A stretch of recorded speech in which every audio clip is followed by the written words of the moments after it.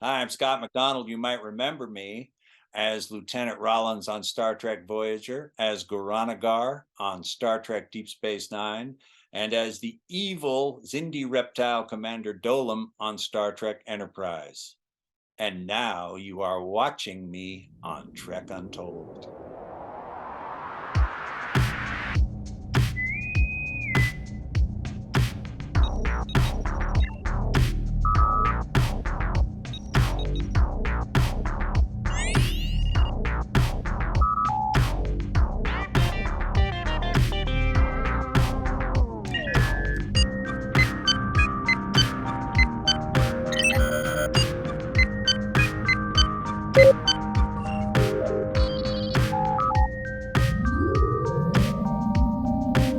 Hello and welcome to Trek Untold, Star Trek podcast that goes beyond the stars.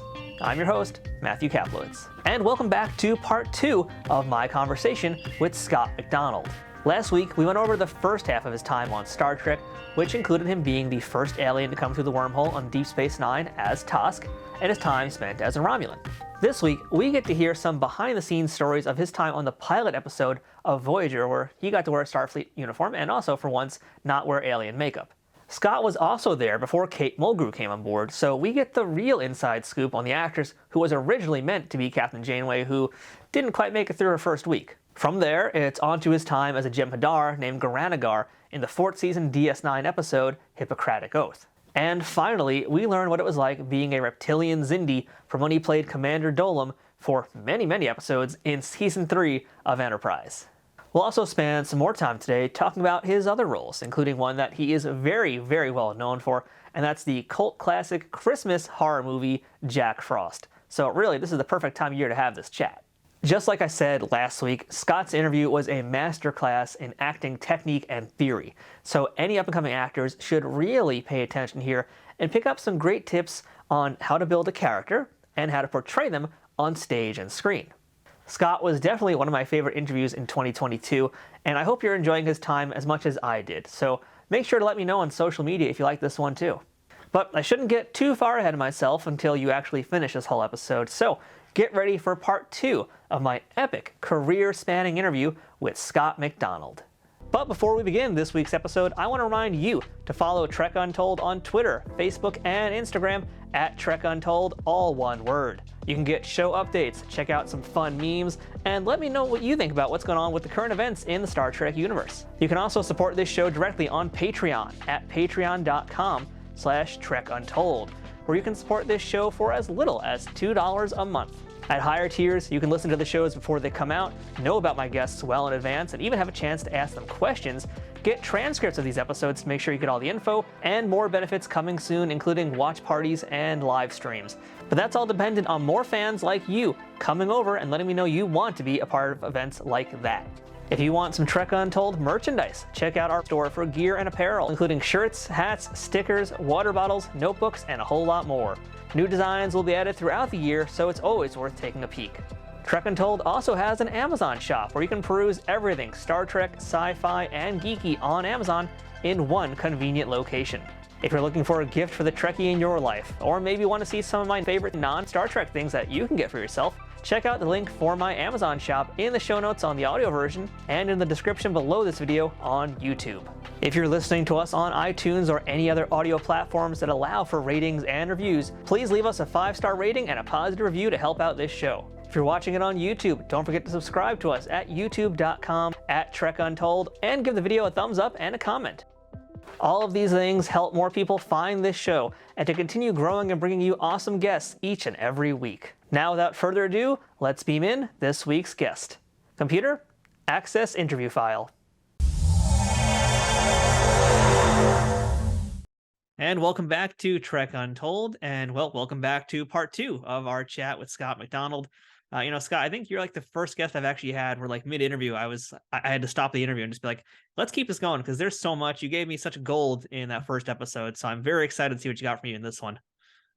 Yeah, well, I have enough characters that sometimes we run over.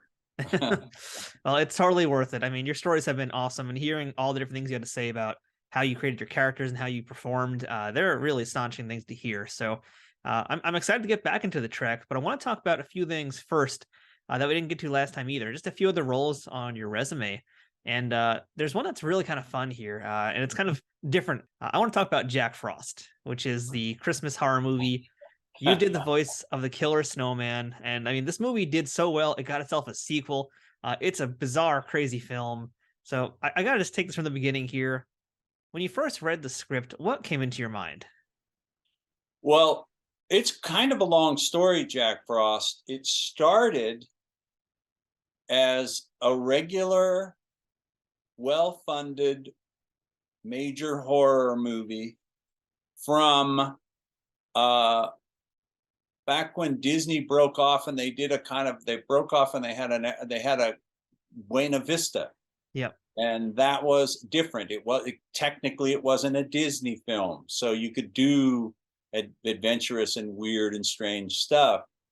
And Yeah, I think they were even the distributors of Crouching Tiger, Hidden Dragon, in fact. So they were doing some real different it had things. big funding. It had a major director attached to it. It was an incredibly exciting job to get. The story that I was told when I booked the job was that the special effects would be a lot like, and this is back in 97, 96. So, special effects have come a long way since then, but they referenced the Hollow Man. Yeah. And that kind of special effects for Jack and his ability to transform. Basically, I mean, just for those who don't know who are listening, it's the story of a condemned murderer, psycho killer who, on his way to the gas chamber, the vehicle smashes into a government chemical truck, and his body is able to bond with water, and he survives and goes back in the form of a snowman to the town Snowmanton to wreak havoc. Never get over that name. Yeah. And the original script was serious. It was going to be a real Halloween type slaughter fest. And we were pretty excited when I booked it. I was early in my career. I thought, oh, this is going to be exciting. I'm going to be in a big movie. And then we got word that the financing completely fell through, that it wasn't going to be a big movie. It wasn't going to happen that way. Michael Cooney, the director, contacted me and said, this is what happened. The money's completely different. We don't know if you still want to do it. We're all pretty disappointed. The bottom fell out, but we still want to shoot this movie independently, but we have to do this massive pivot. We have to completely change it. We're gonna make it schlocky. We're gonna make it kind of funny. We're gonna send up other slasher flicks. We're gonna go for some comedy in it if we can. I remember Jeremy, one of the producers, said something about, do you remember the Beach Blanket Bingo movies with Frankie Avalon? And there's going to be a little bit of an element of that kind of strange chaos to this movie. And it was hard for me to grasp how they were going to pull that off, but I was still game to do it. And I remember I had auditioned with the scene when Jack is captured by the sheriff in human form. And I didn't only voice it. Jack is in it. I play Jack Frost in the beginning before he becomes the snowman. And then I subsequently voiced the stuff after. And I did some of the stuff with Jack the Snowman, but a lot of it is this great, big, huge snowman that they had made. So that was a very unique and strange job because of that pivot and because of that quest for schlocky, hilarious, over the top, goofy, send up fun. And it was also really unique because it was released straight to video intentionally. That was sort of it would cast a pall on a movie when that happened to it back then. But these guys, they went for that as a kind of a ploy, a sales ploy. And I didn't find any of this stuff out until much later.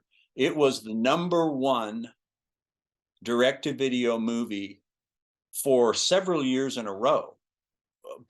just huge grosses in that regard solely, because there was no theatrical release, none at all. There was no theatrical release of this movie anywhere.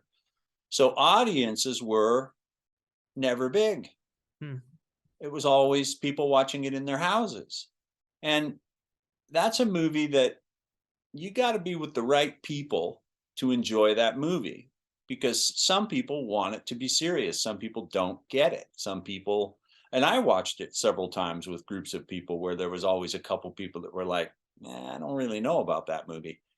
But way forward in the future, after it came out, and it did fairly well, and I was at a screening of a movie down at the Egyptian Theater in Hollywood, and I had done, let me see if I can remember how this all went. My phone rang one morning, and it was a woman who said she was calling from Criterion Pictures, and they wanted to do an interview with me about Jack Frost. Now, usually around the holidays, some of my friends start practical joking me and gagging me and teasing me about being in this holiday movie. I thought it was a practical joke, and I, argued with her about it for a while and said, who put you up to this? And okay, ha ha ha, very funny, and all these kinds of things. And then she was baffled, and she finally said, I'm serious about this. We want to do an interview for the 20th anniversary DVD new Blu-ray release of Jack Frost. Oh, okay, but we got to do it quick. We'll come to your house. And so they were in my house a day and a half later, and I did a big interview about it. And I will confess, I had not seen the movie in a really long time. I had a VHS of it, the one with that great lenticular cover. I remember that very well. Anyway, I did that full interview, and the Blu-ray was going to come out, and it was going to come out around Christmas. They were trying to beat the holiday with it.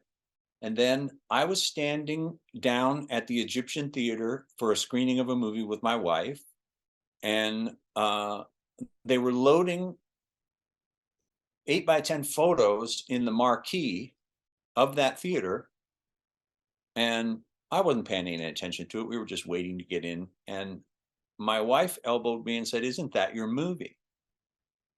And sure enough, they were loading pictures of Jack Frost into the marquee at the theater, at the Egyptian Theater down in Hollywood. So we went in and we found our seats, and I said, this is torturing me. I got to go out and find out what's going on out there. So I went out and I said to her, what's going on? And she said, oh, do you know this movie? And I said, yeah, I know this movie.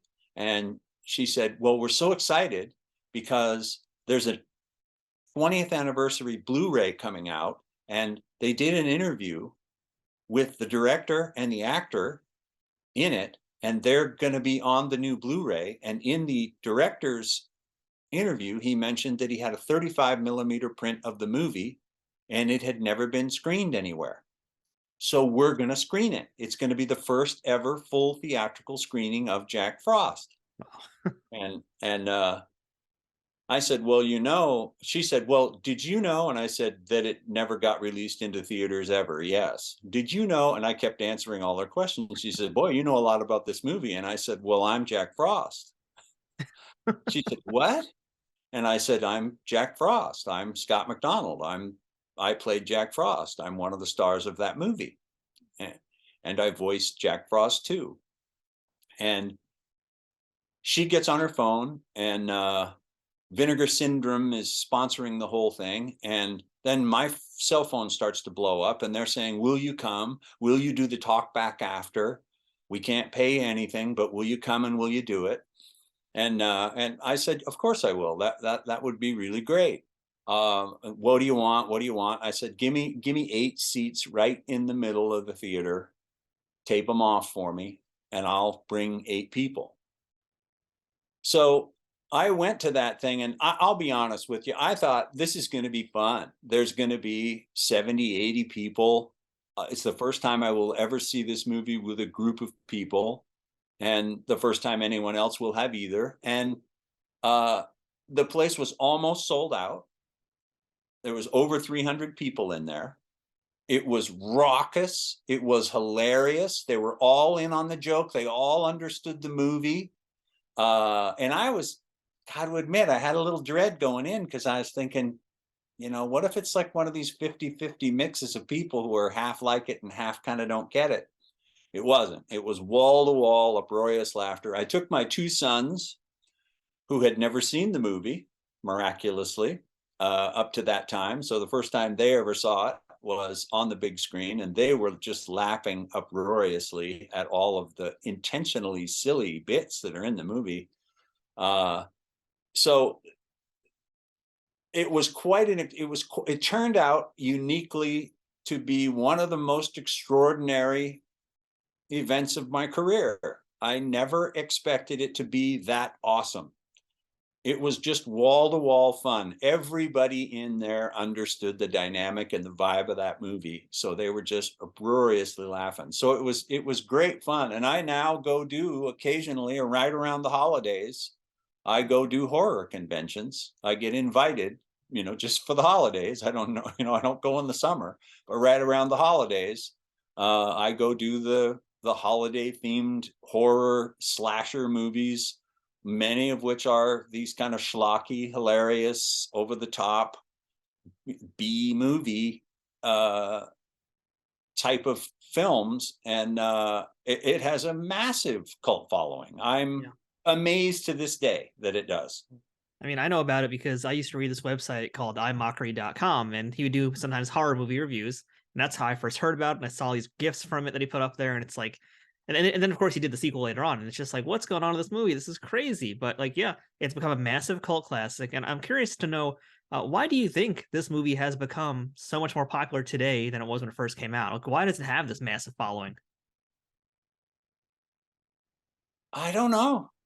I honestly don't know. There's just a faction of fans that like that. They get it. They understood what Michael and Jeremy did. Michael and Jeremy just said, we gotta change everything because we lost our financing. When they saw the Snowman, they thought, oh, what are we gonna do? I mean, it was big. It was 13 feet high or something like that, and they had spent quite a bit of their budget on it, and they were kind of stunned by it. But they, to their credit, they really did pivot on the fly and made it work pretty well. And they got the performances out of the actors. Some of them, they were not happy with the people who they'd hired, but I don't know. It just has this unique cult following, and your guess is as good as mine. I honestly don't know. I'm sincere when I say I'm completely surprised, because this year's the 25th anniversary of it, and I am going to go do another horror convention right around the holidays over here in Pasadena this year. I think it's December 2nd, and 234, I think. But like I say, I'm really surprised by that fan following, but it's legitimate, it's real. And they just did a brand new Blu-ray DVD release of Jack Frost 1 and Jack Frost 2 from, I think, MVD Video or something like that. But there's another one coming out. And during COVID, I did an interview with a guy for a podcast about it, and they took that interview and they put it on the DVD extras so that it's in there with a lot of the stories of shooting the thing and stuff like that. So yeah, it's interesting that you call that one up, because I am baffled. I'm really surprised by it. It's a pleasant surprise because that movie is really goofy, but but they accomplished what they wanted to with it after some crushing disappointment from the studio as far as financing went. Yeah, I think horror fans in general are a very loyal group of movie watchers. And, as much as there's a contingent of fans that want to watch the gore fest, I want to just see the blood and guts. most of them still tend to like the comedy, the dark comedy within the Blood and Guts. And I feel like Jack Frost is like that kind of perfect combination of silly wackiness, but also you still have your slasher good times in it. Oh, Uh, they yeah, went crazy with they the did. absurdity and the silly stuff. And when we were doing the voiceover after the movie was in the can and we were doing the voiceover, we had so much fun. We were just making up lines, coming up with silly lines. The one of my favorites is they blow up Jack, and he's, because he's a snowman, his pieces are all in different places all over his body, and he's hobbling away, and he says, "Look, Ma, I'm a Picasso." I just it's idiocy, but intentionally so, and really fun. Yeah, despite you really only being on screen in the first like 5 minutes, or maybe I don't even know if it's 10 minutes, but despite being on barely on screen in that film, do you feel like this is the role that people recognize you the most from? Jack Frost? Yeah. Oh no, but no, no, no. Okay. What would you say is that role then, if it's not Jack Frost? Because you've done a lot of stuff. So what do you think people remember you the best for? That they see you at a convention, they see you in the street, what do they come up to you and say, "Hey, you're that dude from"? Well, I have the blessing and the curse of some real anonymity. Um, the reason I got to do a lot of Star Treks was because you couldn't tell it was me. Yeah. I did Tosk, and then I immediately did Nivek. Then I was Rollins. Then I was Goran'Agar, a Jem'Hadar. Then I was a Klingon. Then I was Commander Dolim. So that latex, I don't have that instant face recognition at those sci-fi conventions that a lot of guys have. Mm. I'll tell you, and when I'm sitting at that convention table, many people come up and they look down at all those 8x10 pictures that are there to be signed, and they say, "Wait, this is you, and this is you, and this is you, and this is you." That conversation happens to me a lot. A lot of times people come up with the program and say, "It took me a long time to find you. I didn't know what you looked like." So I don't really know that I have that facial recognition. Um, I did have a weird one happen one time, probably 1998. I was driving up I-5 from LA to Washington State and pulled off in the middle of the night at like an AM PM or something. And I was just picking up some, coffee and some stuff because I was driving through the night. And the guy behind the cash register, I got up and I was paying for my stuff, and the guy said, "Are you Sub Commander Nivek?" Out in the middle of nowhere in Oregon. I was taken aback. I said, "Good pull. Wow. Way to go. Congratulations. Yes, I am." So, that was an interesting experience. But I don't know. Jarhead, I was the drill instructor in the movie Jarhead, which was a big A-list movie and a pretty high profile thing. So for a You got to little scream while at Jake there, Gyllenhaal for a bit.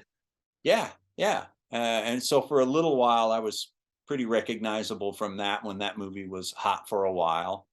Anonymity is the name of my game. It really is. It's a blessing and a curse in some ways, but I got to do a lot of Star Treks because they didn't like to repeat faces if they could help it a lot of the time. They did hire people over and over and over, but a lot of times it was because of the makeup that they did. Well, I want to talk about something else that you did have your face on, and this is kind of going in that sort of similar spooky vibe, but a little bit more serious, oh, much more serious, really. Because I'd like to ask you about Carnival, Oh, because you played Burley for more than half the episodes in that show's run. Now, yeah. I will admit that I have not watched the entire series yet, but I've talked to some folks who were on the show. In fact, John Fleck was on this podcast, and he was in Carnival, and great guest. And it seems like a really awesome show. I gotta tell you, like it's one of those kinds of shows I think I do want to try and get myself into, but. I'd love to hear a little bit about your time on that show and any memories that stand out because it's quite I, a I, quite an I interesting really piece of I production. really enjoyed working on Carnival a lot. Great company of people, all really great. I think I'm in maybe the fourth or fifth one. Burley gets introduced, and they kept having me come back here and there, recurring character, nothing fancy. And then there's a couple episodes in the second season where they gave me more to do. Mhm. But it was a really great job because I was coming off of Commander Dolam, which was Star Trek Enterprise, 8 episodes as the Xindi reptile commander. A lot of latex, a lot of hours, a lot of sweat and struggle inside that suit. So I just absolutely loved going to that Carnival set, and I just, I grew my Fu Manchu in for it, and just I would get in that, I'd be in makeup 5 minutes, Hmm. and then I'd be out. They just throw a little dirt on my face, and that would be that. I just so loved it. It was just a lot easier than how hard I had to work as Commander Dolam, just as far as the hours and the effort and the struggle inside that latex went. So that's the contrast for me of those two things. I came off of one and right into the other. So, but just a great experience all the way around. And I was as disappointed as everybody else that it didn't get its 3rd season. I wish they would have done the 3rd season. It had a really big following. It was really popular, but it was right before all of those kinds of shows, those HBO series and everything really exploded. Mm. So it wasn't as financially viable, I suppose, in the eyes of HBO back in those days, as because The Sopranos came right after and exploded. So all of a sudden, now that's all you see is Showtime shows and Netflix shows and HBO shows and, Game of Thrones and all of that stuff. So we predated the popularity of that genre just a little bit, unfortunately. It definitely is a show that feels like it's ahead of its time. I mean, I did a little bit of reading about what happens in the show and what the plot is, and it would totally fit in today. So yeah, it is unfortunate to Oh, get the it's chance to go all it's the way. it's a really unique and cool piece of writing. Good versus evil, you know. And Clancy Brown is, a really good actor, and it's just it was a really good company of people. They were terrific to work with, and I see directors' names now on things that think, oh, I worked with them on Carnival. So there were a lot of burgeoning, really good film directors that worked on that show too, that shot them. So that was a great gig. I can't remember. Somebody told me, I think I'm in 15 to 27 or something like that. Yeah, I think I saw on IMDb it might have been 14, but it's basically more than half the show's run. So you're in there for a lot of it. Yeah. All right, well, Scott, let's beam back into our Star Trek discussion because we basically left off at the halfway mark with your roles, and we got to jump back in right now. So we already met Tosk, we already met Nivek, who didn't quite make it out alive of his episode, unfortunately. But you did return chronologically to be in the first episode of Voyager. You're in Yes, the very first one, the very first pilot episode, and you're the officer named Rollins. that's right. So were you auditioning for another role on Voyager and they just gave you this one? Like, were you going for someone else that might have been higher up in the food chain? No, they auditioned me for Rollins, and I was told when they asked me to audition for it that he was going to be like O'Brien Ah, on okay. The Next Generation. He was going to be a recurring character. You were going to see him around a lot, and he has a lot to do. He runs the bridge when they all beam down in that pilot episode. Rollins is running the ship, and so my personal feeling is it didn't make any sense that you never saw him again. It doesn't. For a show that's so good, the Star Trek canon at covering all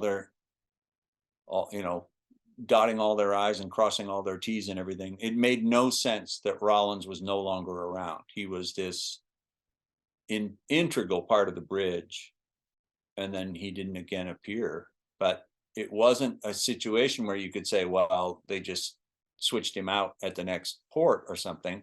It couldn't happen because they'd been blown out into the Delta Quadrant. So so it was disappointing to not have any resolution of my character. And there was quite a fan reaction to that. I would go to sci-fi conventions, and there was a group of ladies, I think they were from Texas, and they had bring back Rollins buttons that they would wear on their chests. And people would come up to me and say, how come you didn't, what happened to Rollins? Rollins is, one guy told me, and I don't have any idea whether any of this stuff is true or not. The Trek fans know it better than I do. But he said that I'm the only non-series regular with full command of a starship on any of the series. when Rollins is up on that bridge alone running it and talking to them when they all beam down to the planet. But yeah, that was supposed to be a lot more, but it turned into an incredibly long job because that pilot took forever to shoot. Yeah. I'm in the only footage of Geneviève Bujold as Captain Janeway. We filmed with her for, I don't remember, 5 or 6 days or something. I was And then curious about that. I was wondering if you actually had crossed paths with her, because I don't think we no, talked about her too much in the show. I had scenes with her. Yeah. Okay. Yeah. And then she quit. I mean, do you think she just wasn't really fitting in for the material, or what do you think was ultimately the cause for her departure? Yeah, she was incredibly uncomfortable. Hmm. I don't think I'm telling tales out of school to say that. She was uncomfortable. She didn't understand the Star Trek universe. She didn't get it. She didn't get what was going on. She wasn't captain-like. She didn't take charge. She didn't command the bridge. She felt insecure in the role, and it came through a little bit in her performance, I think. But they were working with her and trying to get her, and I mean, she's an incredible actress. Yeah. It just wasn't a great fit. And I think you need to have a little bit of a knowledge of what's going on in the Star Trek universe, just for the buy-in, if nothing else, But I remember I was just up running my little section up there, and she came over to me in between takes, and she said, "What is Bajoran?" And I said, "Oh, Bajoran. That's a race of people. That's a planet, the planet Bajor." She didn't say anything, and she looked a little confused. And I said, "I don't know. Think of it like if the Federation is the United States of America, then Bajor is Canada. They're both free and independent, and they both think they're better than the other one, but they're allies." I like that comparison. And she went, "Huh," and looked at me really funny and turned on her heel and walked away. And when you're a guest star, it's dangerous to tell somebody something. And I just was trying to help her. And then she went over and she talked to Jerry Taylor, the executive producer, and they were whispering and talking and looking at me and whispering and talking and looking at me. And I thought, am I going to get in trouble for this? Maybe I should have just said, I don't know what to tell you. Jerry Taylor came up and she said, "What did you say to her?" And I said, "She asked me, she didn't know how to pronounce Bajoran. She didn't know what a Bajoran was. It's in the script today. I told her it's the planet Bajor, the Bajoran people." And then I did my analogy thing, I told her it's kind of like this. And she sort of smiled at me and tilted her head and said, "That's pretty good." And then she walked back over and she told her, da, da, da, da, da. And then Geneviève came over and talked to me again and said, "So you weren't teasing me?" And I said, I was trying to help you. I would never tease you. I would only assist you. I'm a comrade in arms here. We're all just actors trying to." So it was odd and uncomfortable for me because I did not like. She came to me a couple more times, and after that, I was really uncomfortable. And she would just go sit over in the corner like this, leaning up against the set. And so when I heard she's gone, I really wasn't super surprised. Then we waited. I don't remember anymore. I used to know.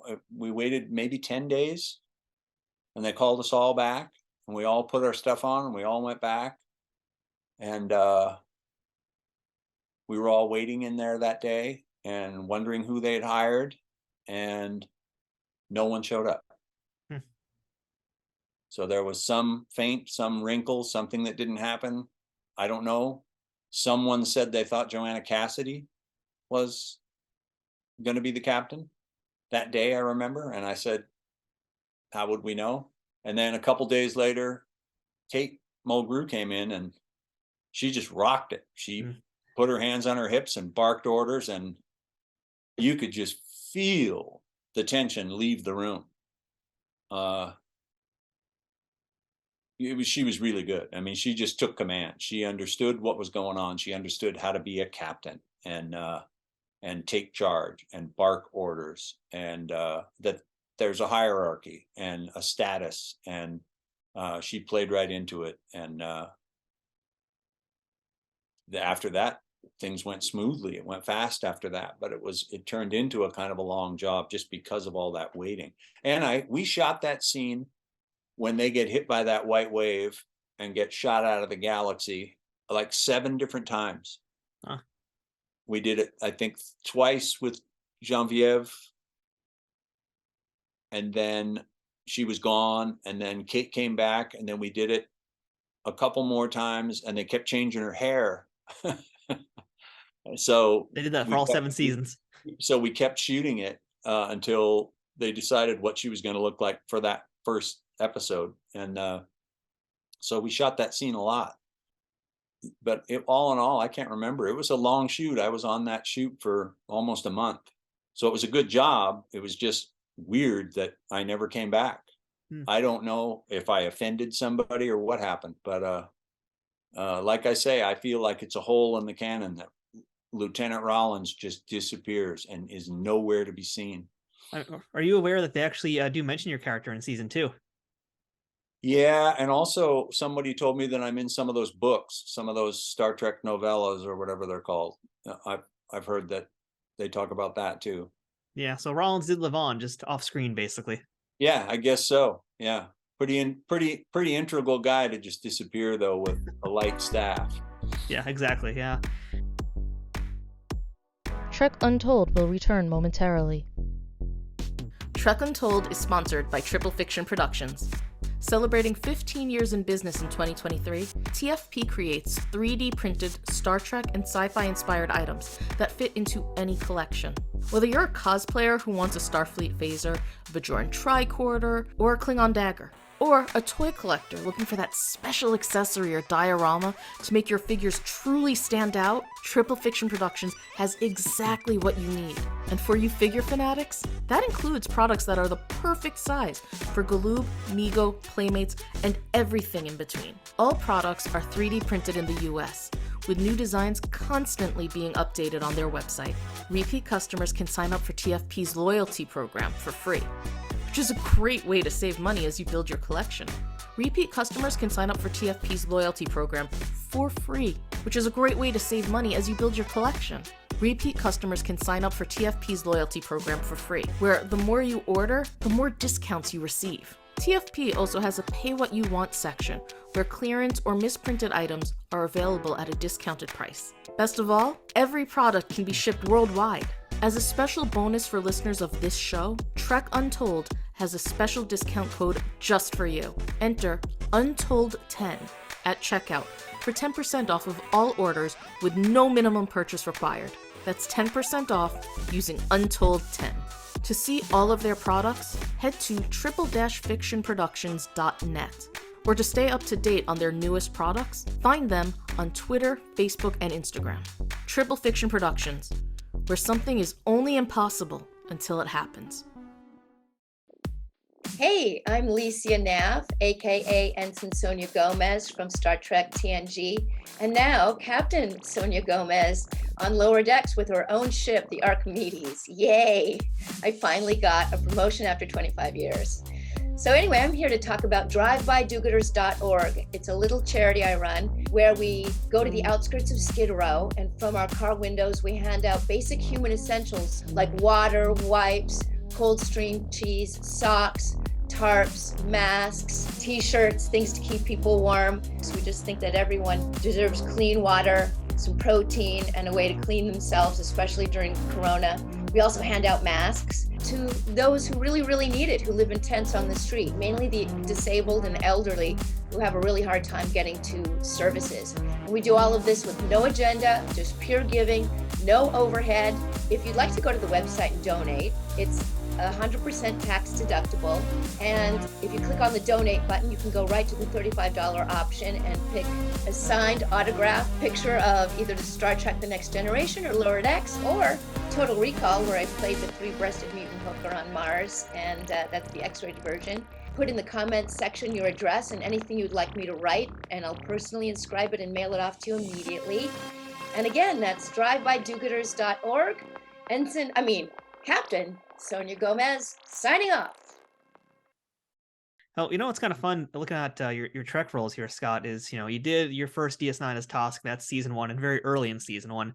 And here you are now in as early as you can get with Voyager. So, you've seen these two sets before a lot of other people in the world are seeing them. So, I just want to talk about the Voyager set itself. Like, what did you think of the first time you stepped onto that bridge? And more importantly, again, because you are one of the first people ever seeing it, did you sit in the captain's chair? I did sit in the captain's chair. I can't remember I don't think the scene that I did where I'm sitting in it made it in the show. I think I'm walking around the bridge, but I did sit in it, and they did film me in it. I also drove that boat. I was down front driving the Voyager, and I also ran the tactical station up above before they put, I think, Tuvok up there. Yep. But it was fun because I was one of the first ones on it. I was on it a lot because we were standing around and waiting a lot, and looking at all those boards and looking at all that stuff, and there were great little jokes written into the control boards. Those are the Akutagrams. There's things written on them, little jokes, and Elvis was here and stuff like that in and around on there that you would never see unless you did a close-up right on it. But yeah, it was pretty thrilling to be on the bridge of a new starship, and to be helming it at one point. And it's worth pointing out too that this is your only Star Trek appearance where you're not completely dressed up as an alien. You're yourself wearing a Starfleet uniform. I would hope that would be better, but was at least the Starfleet uniform comfy? They just put those little triangular Captain Kirk sideburns on me. That was my makeup. Easy day in the chair. Yeah, 15 minutes. It was awesome. Luxury. Yeah. So was the uniform itself comfy? Do you recall that? Yeah, it was fine. All right. I've heard some people say it was too tight sometimes, but it was all right, no problem. Considering again you were Tosk for 6 hours makeup and then running around all day in that, I imagine anything compared to that is comfortable. Yeah, it was. In comparison to Tosk, everything is comfortable. Yeah. But yeah, I didn't easy to get in and out of, which was great too. Which isn't the case with the Romulans and the Jem'Hadar and Tosk and even Dolim. That wardrobe, I needed help. That was the pilot episode, and then I was gone. Yeah. Rollins still was around. As far as we know, he never was added to the kill count, so he just was off somewhere else doing whatever Rollins was doing. But fans at conventions always ask me what happened to him, and I always say he was chained to an oar in the bottom of the boat. So, since we didn't mention the Jem'Hadar, I think this is a good time to start talking about your next DS9 appearance, and that is in the 4th season episode, Hippocratic Oath, and you are the Goran'Agar. So this is a good episode. This is one I've actually had to watch a bunch of times for this particular podcast because I've talked to a lot of folks involved in it. So yeah, how'd you get cast for this episode? This one, I was in a series of commercials. The Bud Light Ladies Night guys, men dressed up like ladies to get cheap beer on ladies' night, discount nights.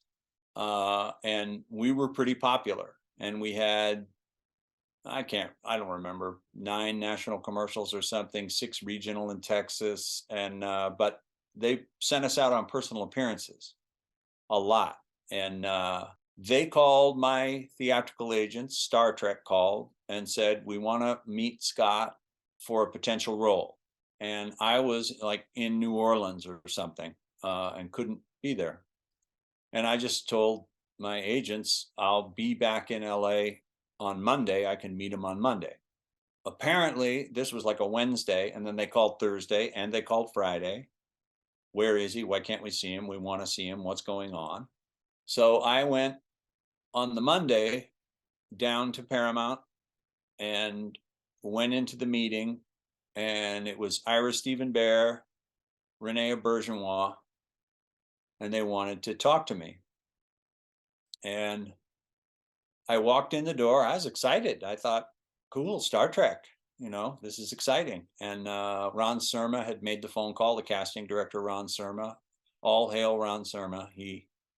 Ron helped me a lot in my career. He had me in a lot for a lot of good stuff on Star Trek. He thought of me for things. And Junie Lowry Johnson, who was his superior too. And I got in, walked in the door, and Ira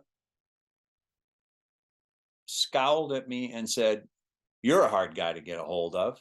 And I was kind of taken aback. I was a little startled by that. And I saw Rene was there, and I didn't know why he was there.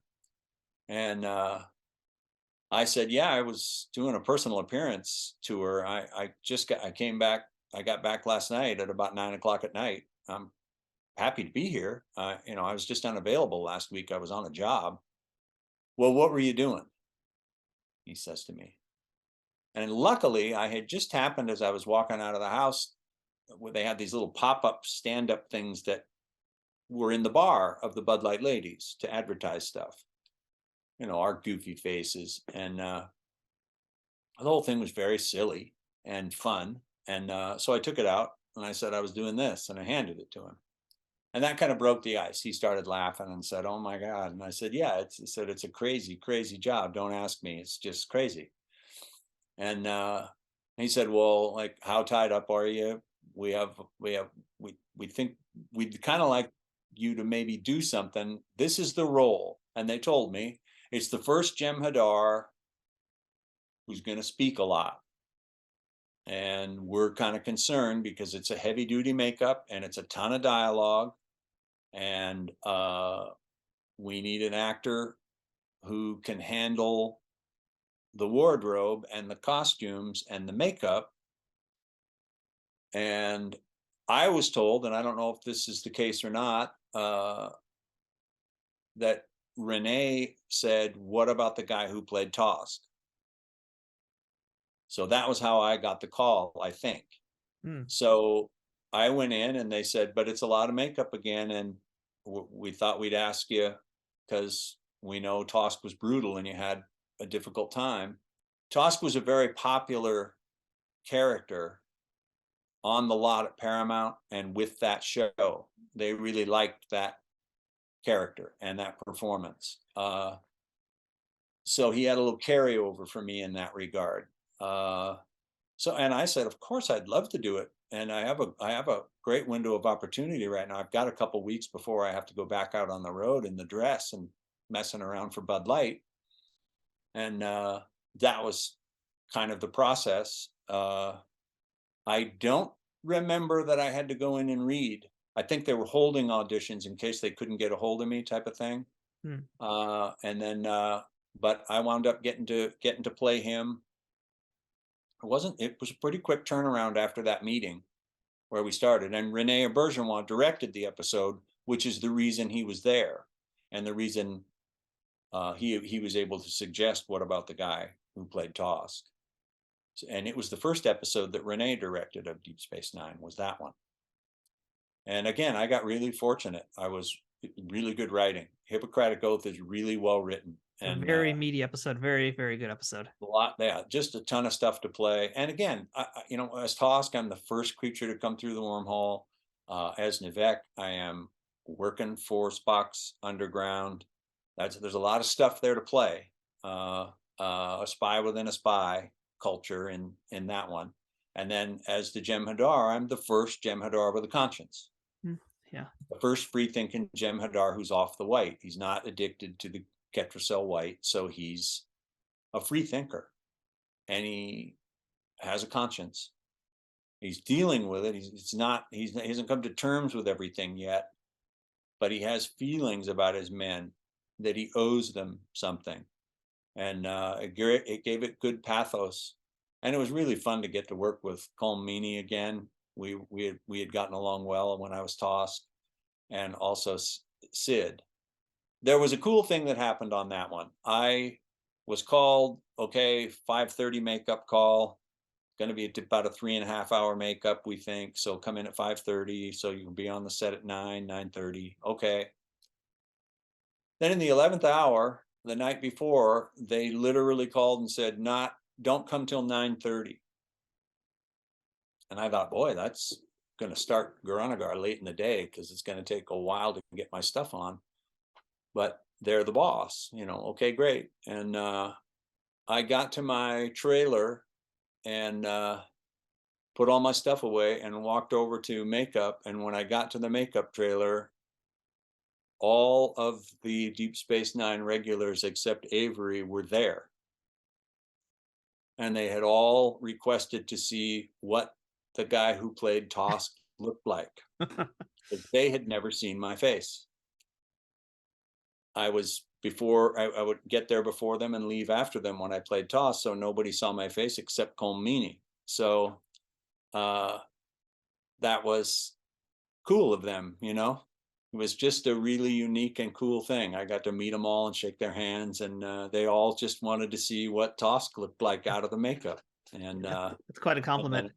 Yeah, it was really nice. It was really cool of them. It made me feel at home right away. And that helps when you're a guest star, because guest star acting is an interesting thing. You job in and you got to be really good, but it's not your house, Yeah, I really liked your description, much like I've been saying the last time we talked. Also, your description of who Goran'Agar is and like what you saw in him, and he is a very conflicted character, and that really shows in how you portrayed him.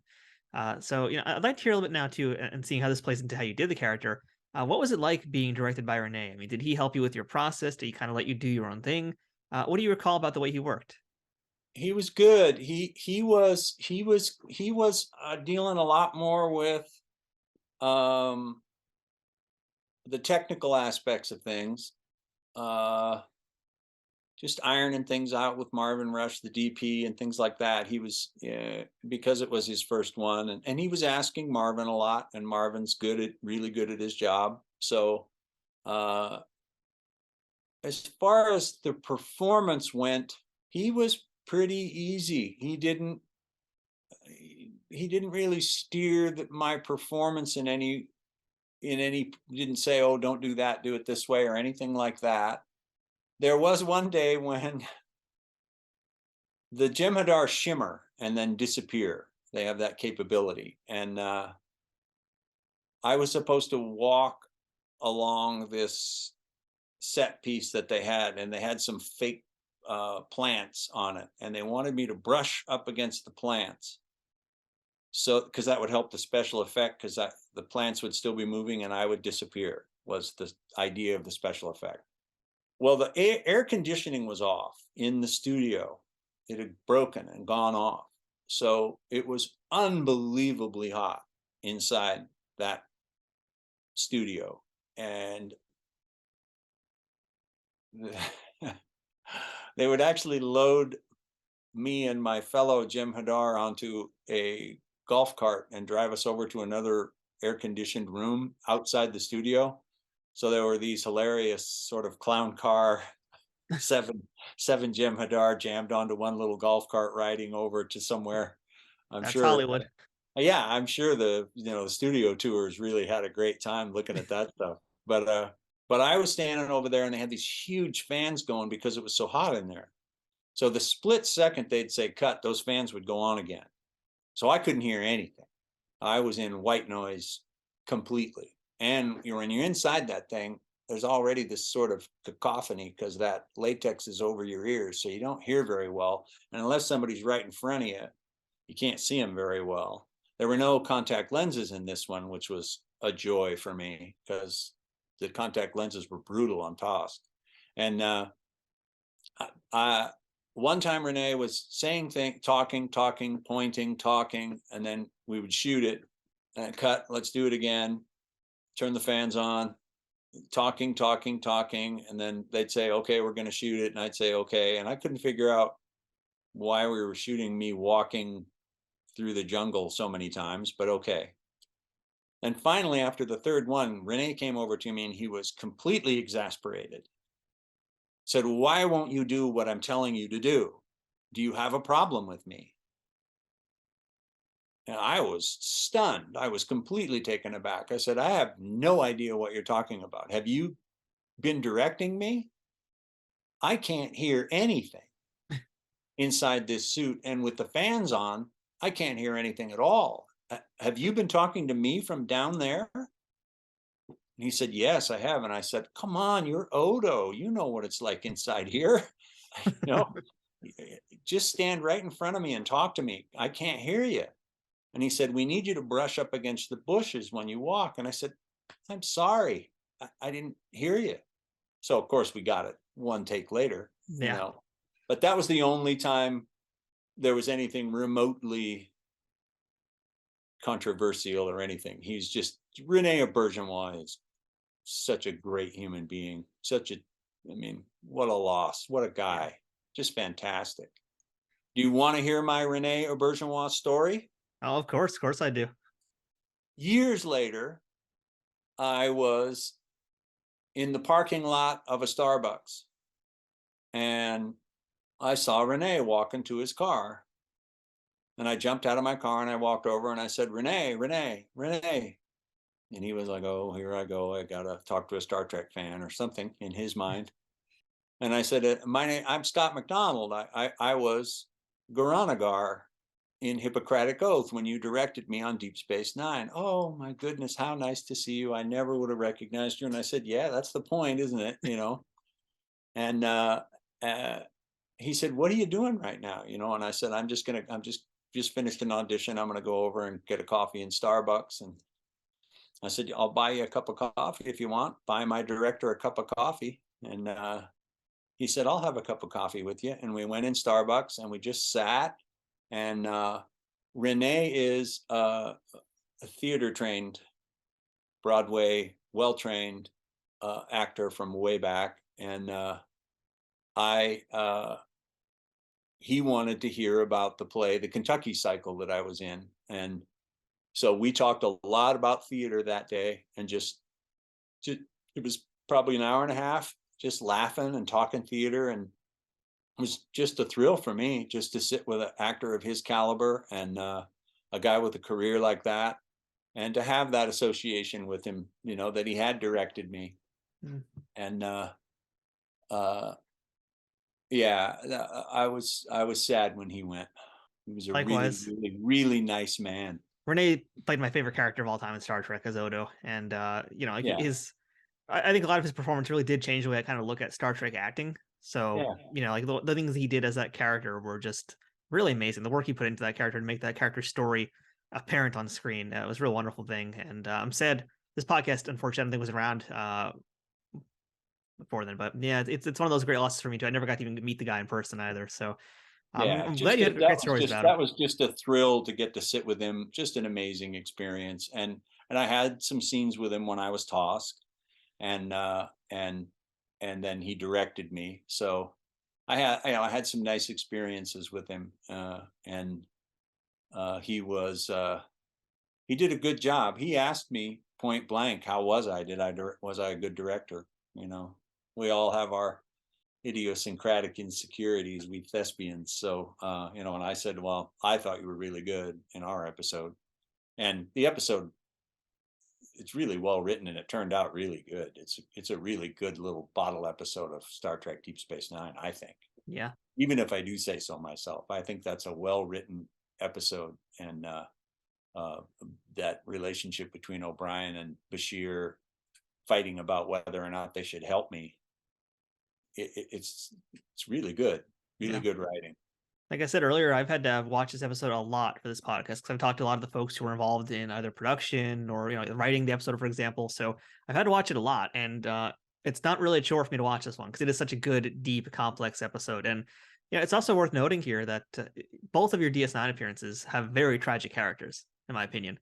It's like here in this episode, we're talking about this character as Jem'Hadar, who has a conscience, and he is off the Ketracel White. He wants to help his men, but in the end, he can't. Tosk is living the greatest adventure ever, but that is essentially to be hunted for his entire life until he's done. So it's very heavy, very Shakespearean stuff too, very tragic stuff. And again, yeah, I guess I'm just saying this to kind of compliment you on your work because yeah, I don't know who could have done these characters better. So yeah, great Oh job well, again. That's all. Just throw more compliments to you. thank you very much. I'm proud of both of those performances. Uh, I got lucky. I got to play some cool stuff on Star Trek. Well, I think it's time for us to get into the big ones, Scott, because we're going to talk about, I guess, the meatiest role you've had in the Star Trek universe.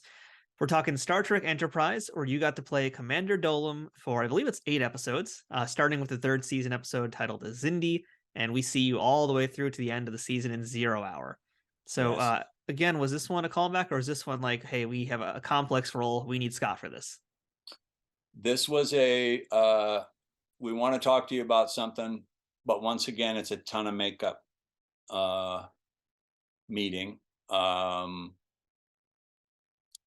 I can't remember if there were whether if I auditioned for it officially or if they just kind of knew they were going to want somebody who could handle the gear, handle the latex. But Brandon Braga, Rick Berman, somebody else were in that meeting. It was great. It was just nice to be welcomed and to feel like their trust. You don't have any idea going in the door what all it's going to be. And that it was a unique circumstance because it wasn't long after 9/11, and you see the parallels of that season to 9/11, this attack on Florida, and then they were debating. They said, we got a lot of stuff we got to iron out. We aren't even sure which direction we're going to go with it. We're taking some chances. We're basically sending the Marines out into space, which has never happened on Star Trek before. They're actually not on a peaceful mission, which was Roddenberry's thing, and they got some flack for that from people were saying this is against Roddenberry, the Prime Directive and blah blah blah blah blah. But this stuff all predates all of that stuff technically in the Star Trek universe, so they're learning on the fly, and getting to be that kind of villain and getting to play it a lot was great for me. I got to develop the character a great deal more than obviously other episodes being in one. Great friend of mine who was also in the Kentucky cycle with me from its inception in Seattle to winning the Pulitzer Prize to being in LA to the Kennedy Center and then into Broadway was Randy Oglesby, who plays Degra. So when I got to set and Randy was there, it was great old home week. I had an actor there who I had a shorthand with. Randy and I had worked together a lot and knew each other really well. We were good friends and had a great deal of experience together. The first scene is just that sort of political talk. They're all sitting around that table talking, and Degra's there, and they're discussing the weapon and the politics a little bit. And we were rehearsing it, and the writers came in. Brandon Braga came in. They said, we're kind of uncertain where we're going to go with this. We still don't know yet, but it's not your guys' fault. It's our fault. There's nothing really. The scene's kind of laying there. We welcome your ideas, things like that. It was collaborative. And a lot of times on Star Trek, it isn't collaborative. It's like, here's the dialogue and don't change a word of it. And we were kind of having these conversations and you could feel it in the room. Tucker Smallwood, great actor. Rick Worthy, really good actor. All of us feeling like, yeah, it's just not happening, is it? And I leaned over to Randy and said, because they were comparing, they were saying to us, these are sort of like rival Arab nations who have band together against the United States. This is rival cultures banding together to fight the humans, the Federation. So we did the scene and I leaned over to Randy and said, how about this? How about my race hates your race at face value? And Randy said, okay. And he said, do you think we should say anything to him? And I said, no, let's just play it. Let's see. So I just started to treat everything he said with pure disdain, even though it made sense. Degra's Oppenheimer. He's got the bomb. And I and Randy, such a fine actor, just was a little offended and got a little antsy and didn't like being spoken to in that way. But he didn't say anything. He just digested it. And then the scene kind of took on a life. And then I was told later that the writers loved that vibe, and they kind of wrote at it. They wrote at that vibe. They wrote at that dynamic. And we got more and more and more scenes where that was encouraged, where they would write it in. Manny Cotto, Brannon Braga, a lot of really good writers writing at that conflict, because conflict is king. And so within the framework of all the other stuff that's going on, where they're breaking all these rules of Federation, and I mean, there's a lot of pathos in that season. I mean, you know, Scott Bakula bombs out a bunch of Xindi on a moon, because he doesn't want him to give away his position. That's, you know, unlike anything you'd ever seen in Star Trek. I gut Degra like a fish and hold the bloody knife over him and tell him, I'm going to go do the same to your wife and kid. You've never seen anything like that on a Star Trek episode before, you know? Yeah. So I was reveling in the glory of great writing and great villainy. I just saw this guy when I saw when they started to put that mask on me, and the way the wardrobe was and everything. I saw him as a battering ram, and I just played him that way. And that way, Tucker and Randy could be much more nuanced, much more political, much more looking for empathy, looking for compromise, and I was an uncompromising warlord. That's my memory of that great job. Was very collaborative, very great, and I got to say some great lines of villainous glory that were written by those fine writers over there. I mean, you know, that line when I say to that guy, if you ever speak that way again, your skin will adorn the bow of my ship. Things like that, you know, throw off lines of just how this despicably brutal leader who has one thing and one thing in his mind, and that's just kill all humans. Dolem is such a fun character. He's such a fun, evil bastard, basically. And, you know, we've talked a lot about the character, and I hate to harp on this part of it because that's basically been like most of the interview, but we do need to talk about that makeup, because I'm kind of wondering what was more arduous. Was it Tosk or was it Dolem? Because to be quite honest, as far as like scary monster reptiles go, I mean, Dolem looked pretty beautiful. I mean, that costume is outstanding. Tosk was way harder. Really? Okay, because I was wondering about that, because Dolem's got a lot of weight on him too. It looked like Tosk was a 6-hour makeup with hard cat's eye contact lenses glued inside my lips, the mask with fangs. Tosk was way harder, but Dolem was 4 hours, the makeup, but they were soft contacts by that time. They didn't use hard contact lenses, and that made a big difference. The contact lenses were nowhere near as painful. Those I don't wear contacts, so wearing those hard contact lenses, Tosk, was incredibly difficult and incredibly painful. A lot of days, really painful. They would scratch the interior of my eye and things like that. It was rough, but Dolem was exhausting too. It was hot in there, but I that was one of the things when we were in the meeting, when we were talking about the part, I said, look, I really, really must get your assurances that I can get out of the wardrobe in between.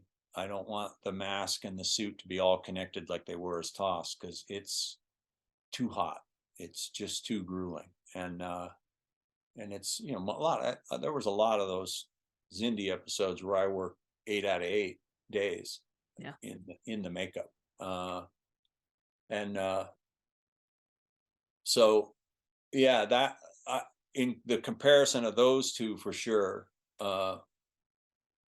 it would be Tosk, then Dolem, then Goran'Agar, then Quaylan, as far as the difficulty of putting it on and taking it off and having it affect your performance. and of course Rollins was gravy. Yeah, Rollins was an easy day for sure. Yeah. Now, we alluded to this in our part one as well, but Commander Dolan, he gets a little hungry at one point, and there's some nomming on some rodents there. Talk to me about that. How does that work for you? Well, there was a lot of stress about it because we were using live mice, and if you dangle those live mice where they want you to dangle it for the camera angle, they would pee sometimes. So you didn't want to get peed on by a mouse, and you didn't want to get it all over the makeup. So they were pretty careful in that one. They were pretty careful. And of course, we hold them all up and they're all doing their thing, and no animals were harmed in the making of this, you know what I mean? So there was somebody there watching. There was a tech there watching to make sure that the mice were okay and that we were okay. And we had to figure out camera angles so that it would look like they were right over our mouth, but we were holding it far enough away that in case they wet, they wouldn't wet on us. And then of course a cutaway, and then a fake mouse that they had built would go in the mouth. And I actually have one of those mice. The prop master gave it to me when the shoot was over. He said, "Do you want to keep one of these?" And I said, "I'll keep it if you'll give it to me." I said, "But clear it with everybody. I don't want somebody to say I walked off set with something that I shouldn't have." And said, "I'll just go talk to Mary Howard." Was a great producer on that. And I just went over to her and said, "He's telling me I can take this mouse home. I just want to make sure it's okay." And she said, "It's okay." Of all the props to take home, Random, I've heard people who got like their Ferengi lobes or the Bajoran nose. You got a mouse. I got a mouse. I have a full Dolan mask too. Oh wow! Did they let you keep one of those, or do you have it made afterwards? No, we were in the last episode, and they had made me 6 of them, and I only wore 2. I wore one for the first. We didn't go through that many of them. They thought we'd go through way more of them than we did. Dolan went on in 4 parts. 4 parts, yeah. Dolan went on in 4 pieces. And I can't remember exactly how it went down. My stuntman was there. It was the final episode, the Titanic battle between me and Scott Bakula on the bridge of the Death Star, just like, Luke and Darth. And if you can't be the captain of the Enterprise, you might as well be the villain who's fighting him, right? And they were pulling my original mask off the stuntman because I had a new one that day, and they used the one from the day before on my stuntman. And Michael Westmore was in there, and he had designed it and made it and everything. He looked it over and threw it in the garbage, the back half, the head half that had all that weird hair of mine in it. And I said, "You're going to throw that away?" And he said, "Yeah." And I said, "I thought you always melted them back down and used the latex again." And he said, "I can't because of all that stuff from those fake hairs in your head. So it's not worth cutting it up and trying to do it." So can I have it? And he said, "Oh boy, I don't know. You're going to have to ask a producer or something." And I said, "Well, take it out and put it in a bag and I'll ask him." He said, "Okay." Then the stuntman came in and they were pulling that old mask off him, and he looked it over and he threw the back half of it away. And then he threw the front half away. And I said, "Can I have that front half?" And Westmore said, "Same deal." So I got it out of the garbage and put it in a bag. And then I just walked back over to once I was out of all my makeup and everything. And I wanted to go say goodbye to the crew and everything because it was my last day. And I went in and I found Mary Howard and I said, "Here's the situation. Michael Westmore's throwing all this stuff away." I said, "Do you mind if I take it?" And she said, "If Michael Westmore says you can have it, as far as I'm concerned, you can have it." So I have a full Commander Dolan mask. It's not in any shape. It's all beat up from taking it on and taking it off and all that stuff. But it's on one of those wig heads, and in a box in my office. I always thought that I would try to take it somewhere to somebody like Westmore or somebody and say, let's fix it and mount it, and I'll put a glass tube around it and have it, keep it as a keepsake. But I never did it, didn't get around to it, I guess. Kind of silly. I mean, I've got it sitting here. It's probably disintegrating. I haven't looked at it for a while. I mean, it is screen worn, so the fact that it has like all of you literally on it makes it more valuable too. So yeah, it's pretty awesome collectible to have. Yeah, it's fully mine. It's one that I wore a lot, for sure. I'm also glad you mentioned the final fight you had with Archer, because I wanted to actually ask you about your last episode. In particular, because I've heard that Scott Bakula is a fairly handy performer. Like, he likes to do a lot of his own stunts when possible, and he likes to do the fight scenes. For you guys, how much of that is you and Scott? How much of it is your doubles? Most of it is me and Scott. There was a scene where I had to jump down in this hole, this open space, and it was a fairly good little drop, maybe 5 feet. I probably could have done it, but I had this big choir robe kind of thing on, and that we called it the bird cage, that big sort of steel thing that he wears, chest plate thing. And wardrobe was like, no, use the secondary one, get a stunt man, and so my stunt guy came and he jumped down into that hole. And there was one other one, I think it was when Scott was hanging off the rail and hanging on. One of the lead stunt guys got kind of freaked out and didn't want me to go up there and do that. They wanted a stunt guy to be with Scott on that one.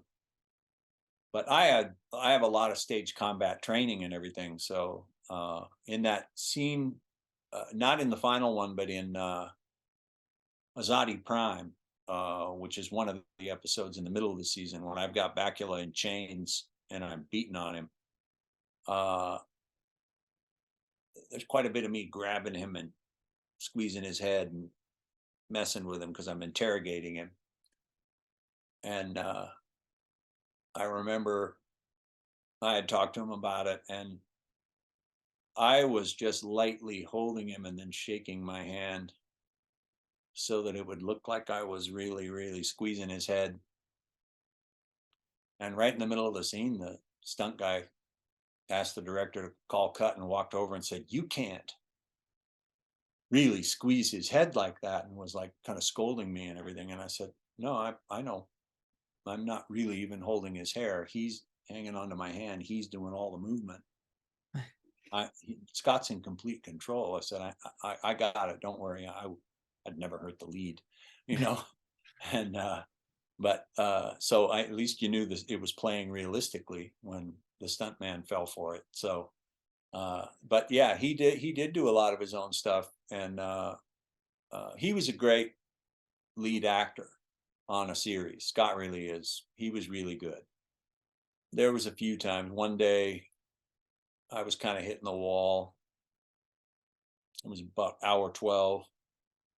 And a lot of times what ends up happening when you're doing those things is they film the leads first, and then they turn it around to you.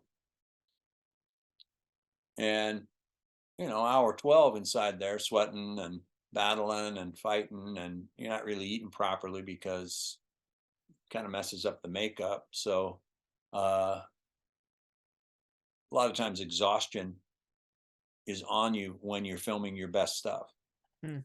And I was kind of slouching and leaning and pretty tired, and I felt a hand on my back, and he knew to come around to the front because I couldn't see anything. He came around to the front and said, "How's it going in there today?" And I said, "I'm slamming into it, Scott. I'm just hitting the wall today." I said, it's really hard in here. I said, and said, just the way it works is they shoot you guys first, then they shoot us. So we're always in hour 12 before we do our stuff. And he got this expression on his face and said, "I never thought about it."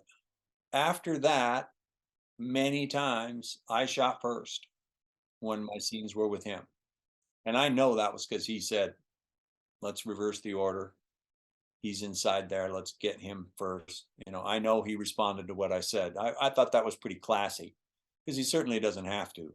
He's a star of a Star Trek show, but he responded to it, and it was helpful, because certain episode or somewhere, I'm in the episode, but I only worked a day or something, but there were others where it was wall to wall me in that suit 8 straight days. And, by day 5, when you get in that makeup chair, you're thinking, boy, I'm already tired and I haven't even started yet. I don't even have the makeup on yet, and I'm already bone tired. So, that was a classy play by him. He was a good lead of a series. He always knew his lines, always on his mark, always on time, never fussy, never complaining, always working hard. Good example is the word I'm looking for. He was a good example for everybody else, which is what a lead should be, right? It's a very generous thing to do. Now, Yeah. this is your final Trek role. So, from the very first time you're as Tosk to all the way here as Commander Dolum, what techniques did you find that ultimately improved your performance and also helped you to not kill yourself while wearing all those crazy heavy costumes? Well, you learn to pace yourself. I didn't pace myself great as Tosk. I was pretty exhausted as Tosk, and but it was also the nature of that particular costume. I couldn't get out of it ever. So once I got hot, I stayed hot. And I think I said before, I lost 16.5 pounds in an 8-day shoot on that guy. The use of the mask, when you're sitting in that makeup chair for all those hours, while I was playing Tosk, I sort of started to look at the mask in the mirror and begin to understand how to make it work for me instead of against me, just by bobbing my head, moving it. How does it catch the light? What does it look like when I'm like this? What does it look like when I'm like that? I remember I was doing a lot of turns like that as Tosk. And finally, Michael Westmore came to me and said, I don't want you to do that anymore, because the costume is bunching up. The mask is bunching up when you turn your head. So don't turn so far. So I really had to learn the mechanics of, I'd put my arm down a little bit straighter and then turn so that wouldn't do that. So there were little tricks like that. And then each mask was different in that regard. And I would do that, just sit in front of the mirror and study what does this look like? What does that look like? When I say this line, if I go like that, is that effective? If I raise up, there's a lot of raising up for the prideful lines as Tosk, because that mask would catch that light and he would look really regal, kind of. And that's just, that was just me studying that mask in the mirror and figuring out what worked and what didn't as best I could. Because you don't want it to look like a big rubber mask. You want it to look like a creature. And you are buried in there, and it is a lot of work. So yeah, there was quite a genesis in all of them. They were all different. Studied them all differently. The Klingon, probably the easiest one to not. You got a lot of your own face when you're a Klingon. You got a mouth and your eyes and stuff, but no contact lenses as Goran'Agar. There were contact lenses, cat's eye contact lenses, as both Dolum and Tosk. So sometimes there would be a cut while they had to roll my eye back into place. Those were always awkward, and it's really strange to have somebody else put their finger in your eye. So, Scott, before we move on here, I do want to have just one last Star Trek thing, and we did talk about this last episode too, and that is because right behind you for part 2, we have Tosk with us. We have the Playmates Tosk action figure that's from your personal collection there, and you also have the Dolum Mini-Mate. So, do you want to do some show and tell with us today? Sure. There's Tosk, the action figure. He's got a pog too. Yeah, he's a mint on card, as they say, right? Yep. Yeah, I have one that's out of the box. In our little breakfast nook, he's standing in there. But I always thought it was really cool that they gave me the drinking cup from the scene with Quark in the bar, which is a very fun Star Trek scene. The weapon is in there that I take off of the Hunter, But I thought it was interesting because Tosk doesn't eat or drink, but they gave him a cup Yeah. because I had some business with it on the set. I was looking at it and trying to figure out what it was for and why they gave it to me. And now Which that you're was seeing that all. thing eye to eye, what do you think of the likeness? Does it look like you as much as Yeah, it can? this thing was cool, and I was thrilled when it came out. It also had a card, the Playmates card, Yeah. that it came with, and it has that little stand that he stands on that comes in it, and the whole thing. But yeah, I've signed a few of them over the years at conventions, and yeah, I just went and found this one today because I knew we were going to do part 2, so I went and I got it.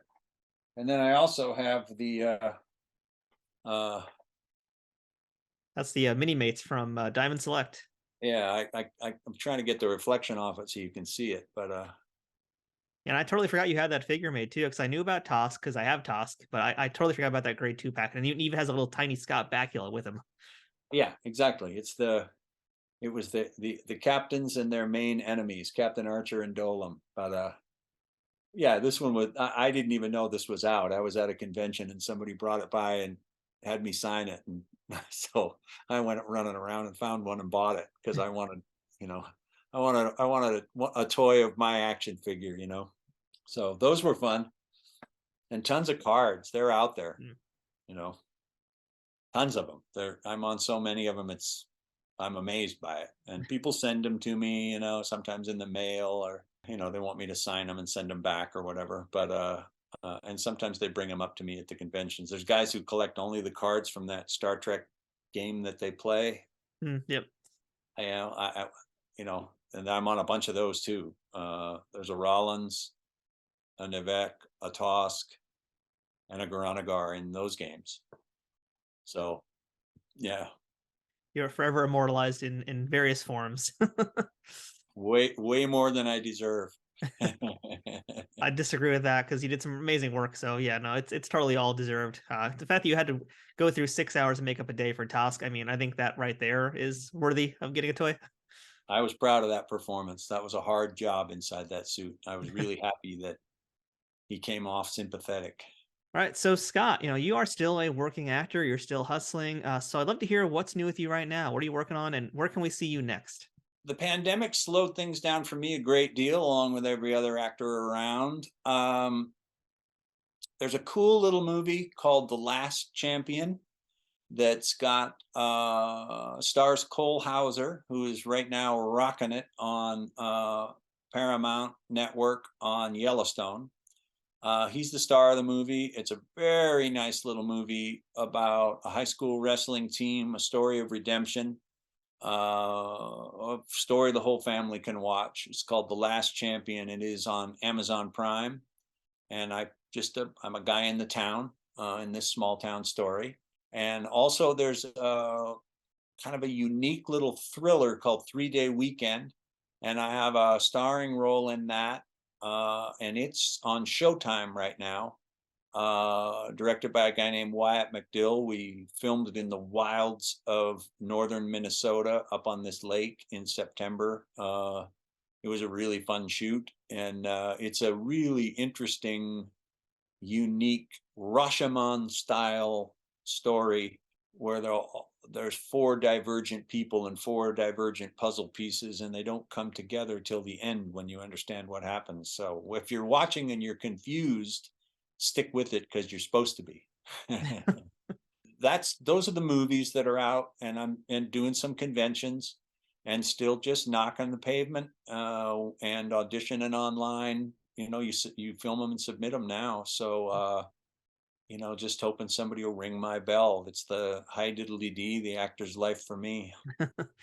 Now, do you normally do the big Star Trek convention in Vegas? I've been to it a handful of times over the years. I did not get invited to the big Deep Space Nine anniversary. I was kind of disappointed. I thought Goran'Agar and Tosk should have been there, but I've been there and done some of those. And for those of you who are interested in getting the signed autographs and the signed action figures and the signed cards, and you can't make it to the conventions, which, with COVID and travel and things being kind of strange, you can go to fullempirepromotions.com, and there's a page on there for me with stuff from Jack Frost, with stuff from Star Trek, with stuff from some of my movies, all available to be signed and sent out as rapidly as we get them out to people. So if you want a stocking stuffer or something like that, go for it. There's actually some weird Christmas knickknacks on there from the movie Jack Frost. Yeah, I just found those. Those look pretty fun, actually. So, all right, well, cool. So, Scott, as we come to our conclusion, I'd like to throw you a few of my lightning round questions. I call them lightning round, but they're never really. They're actually probably the hardest questions here. So, Scott, best day on a set and worst day ever on a set. Best day on a set. I was shooting a movie in Romania, World War II movie called Straight into Darkness, and David Warner is in the movie. All Star Trek fans know David Warner. Lots of Star Trek roles, incredible actor, unbelievable resume, well-trained British theater actor. And I was sitting in chairs with him on the set. I was starring in the movie. He was coming in to work on it. He has a meaty, smaller role in it. And we were just sitting out having some tea on a break of this dark, macabre fairy tale of a movie. And I asked him a question about Hamlet, because I had played it in 1989 in Seattle. And he said, "Love, have you performed the role?" And I said, "Yes." "Not in college, not in high school." I said, "No." I said, "I did 70 performances or so of it at the Intimun Theater in Seattle in 1989. "Then let's discuss," he said. So I got to sit and talk to David Warner. He did a famous one, and I was pretty thrilled to be sitting talking to this great actor about that great part, and feeling like we were comrades, because I really looked up to him. I was very, very, very excited to get to work with him. We just recently lost him. He's a whale of a nice man, and we had a lot of fun shooting that movie. We were in the middle of nowhere in Romania, and it was really cool. So one of the best days, getting to hang out with David Warner, was pretty cool. How about a worst day on a set? No, I can't, nothing's really coming to mind. It doesn't technically count as being on a set, but I was doing a sci-fi convention in San Francisco, and Nichelle Nichols and George Takei and Jimmy Doohan and Walter Koenig were there. And I was in the green room with them. We were all hanging out, and word came down that DeForest Kelley had died. So I was sitting with those people when they got the news that their great friend had passed away. Weird little fly on the wall moment for a Star Trek guy. So, that was a bad day to be with them and watch their pain. Mm. They were a group of loving, great, accepting people. I mean, I always felt, what am I doing in this room with these great actors? I played a couple of guest star things. I don't really have any place sitting by these series regulars, but they were always welcoming. They were always kind, and that was a tough one to watch their hearts break. Mm. These people who I'd been growing up watching and rooting for, and fearing for as a kid. After school we'd run home because it was on at 4 o'clock when I was in high school, so you'd rush home so you could watch Star Trek. So reruns, of course. But yeah, as far as worst day on a set, I'm always so happy to be on them. I mean, I feel like talking to you in these two interviews, considering that you're a man who sat in makeup chairs for that many hours a day, I feel like you're a pretty patient, chill guy. So I can understand not having too many really bad, horrible days. Yeah, nothing's really coming to mind where, I've been lucky. I haven't really been with anybody who was incredibly awful on a set. At least not to me, thankfully. And but no, I don't have any dish. All right, that's fine too.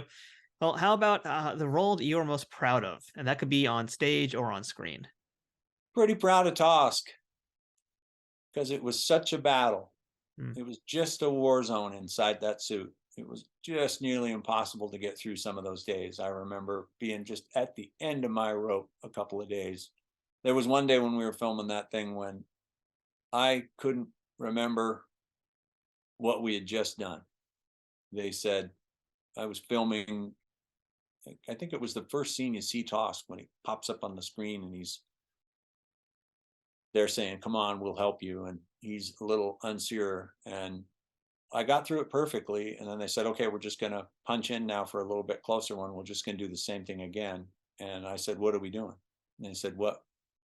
Same thing again, same thing you just did. What did we just do? Give me the script. I don't remember. And then I remember somebody, one of the crew guys, one of the guys who slides the doors open, and the IATSE guys, he said, you guys better get some liquids into him. And they got me some Gatorade and a power bar and some stuff like that, because I was kind of reaching the end. I was in hour 18 or something that day, and I was starting to unravel inside that suit, and it was going to take me almost 2 to get out of it. So even if I had to quit right then, so I'd say Tosk, just because of the logistics of all of that stuff and how hard it was to, you'd have no idea if you're getting that character through that latex and those contact lenses. So I was pretty proud of that guy. I was also proud of the drill instructor in Jarhead. There was a lot of, there's a lot of comparisons to R. Lee Ermey and Full Metal Jacket and all of that stuff. And, I kind of thought, well, that's not really a fair comparison. He really was a drill instructor in real life. I'm a theater trained actor who hasn't been in the military. So, let's see how Ermey does playing 66 performances of Hamlet. Wow, you compare me to his DI, then we'll see about these comparisons, But there is an interesting story about that. I finished filming and went out to say goodbye to Sam Mendes, the director, and he said, I didn't want to tell you this, but I got a present from R. Lee Ermey, and it's a G.I. Joe size action figure of him that apparently is out there. And he sent it to Mendes, and with a little post-it on it that said, good luck. And he said, I was going to tell you about it, but I wasn't sure whether you'd like that or not, and I just said, well, I'd like to see him play Hamlet, So that would be the strangest performance of Hamlet ever, I think. Yeah. A lot of yelling. Yeah. All right. Well, how about most valuable lesson, either about life or acting or both, that you still think about and use today? I had a great friend, Charlie Hallahan. He's the guy whose head falls off and sprouts legs in the movie The Thing. And he was in the Kentucky Cycle. I keep referencing that play. He was in it in Seattle and then in Los Angeles, but then he got a television series and didn't go east with us to Kennedy Center and Broadway. And when I first started out in LA, in Hollywood, he was a good mentor to me. He helped me a lot. And he gave me a good piece of advice. I got offered a job on Space Above and Beyond, that sci-fi show. And it was a one-day guest star, and I had only done weekly guest stars prior to that, and only the Star Trek ones. So I called him up and said, everybody's telling me don't do a one-day guest star, make sure you stay a weekly, all this kind of advice. And Charlie said, "You want some advice?" And I said, "Yeah." And he said, "Just get yourself to the set. The idiocy of this business will make you money." And it turned out to be true. I took a few jobs in my career thinking, just get yourself to the set.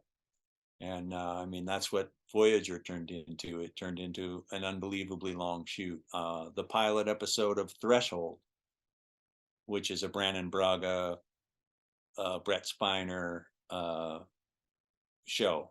And I got offered something from that because they knew me from Enterprise. And same thing with that one. That pilot episode took forever to film. And it was just a weirdly fortunate set of circumstances where we filmed my first day, and it was all socked in down in Long Beach at this beach on this ship. And then it was sunny after that every day for a while, and they kept bringing me down there, but it didn't match. So we didn't keep shooting, and they didn't want to reshoot everything they'd shot that one day. So we just kept waiting. So I was just sitting in my trailer, and they would wait. Maybe the weather would change. And so that wound up being a super long, many days job when I think it was originally supposed to be 5 days, and I wound up with 18 days or something like that. So just get yourself to the set. The idiocy of this business will make you money. It rang true. So thanks to my pal, Charlie, God rest his soul. That's a great piece of advice. I like that a lot. Now, last thing, what is the best thing, Scott, about being a part of the Star Trek universe?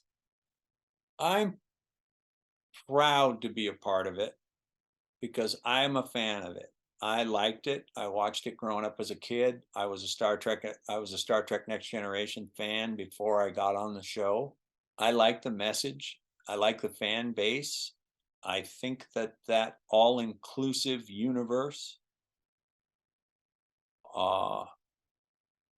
is the reason that people respond to it. Everyone is welcome. And when they're not, the people who don't welcome them are usually the villains.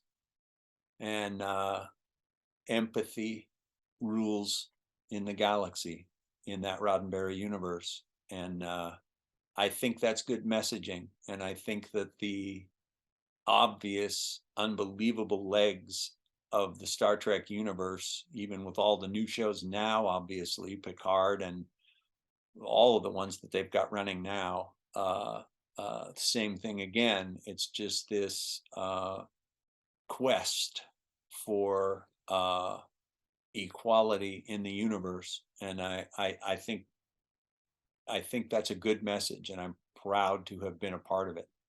Well, that's a great answer. And, I'm very proud to have had you on this show as well, because, I mean, really, you talked about Corey Allen in your first episode, having all the folks gather around and saying, if you want to be an actor, watch this man perform. And it couldn't be any truer. I really hope that if there's folks out there who want to be actors, they should listen to this episode, because you've given us a free masterclass in these two parts about what you do, the way you do it, the method that you work. I'd pay for this. So, it's been amazing. And also just all the amazing stories that you have. I just am so happy and grateful that you're willing to share all this insight, all this knowledge, all your time with us. And really, you are living the greatest adventure in Star Trek as well, because you've gotten to do so many cool roles. So thank you so much, Scott, for sticking around for double the length of a normal guest and just being a real awesome dude. That's cool. Thank you very much. It's fun. And live long and prosper, everybody. That's it for this week's episode of Trek Untold. Until next time, don't forget to follow us on Twitter, Instagram, and Facebook at Trek Untold, all one word. If you'd like to directly support this podcast, please consider becoming a Patreon supporter over on patreon.com/TrekUntold, which gives you access to some great perks that can't be beat. Or pick up some merchandise from our store, or use my Amazon shop link to check out all kinds of different Star Trek merchandise. Links for all these things are in the show notes. Shout out to Triple Fiction Productions for being a key sponsor of Trek Untold. Don't forget to check them out and all of the fine folks whose ads you've seen or heard on this podcast too. Shout out to Full Empire Promotions for helping connect us with Scott for this interview. Visit FullEmpirePromotions.com to pick up signed items from Scott McDonald from Star Trek and his other movies and shows, as well as autographed items from all of Full Empire Promotions clients. If you have any questions, feedback, or comments for the show, or would like to suggest a guest or discuss sponsorship options for any of these episodes in the future, send me a message at trekuntold@gmail.com. I hope to see you here again as we uncover more untold stories from Star Trek and beyond, and get to know even more amazing people who have contributed to this ever-expanding universe. Until next time, I'm Matthew Kaplowitz, and remember, fortune favors the bold. Trek Untold is sponsored by TrekSphere.com, promoting fan-produced Star Trek content in all forms, is powered by the RageWorks podcasting network, and is affiliated with Nerd News Today.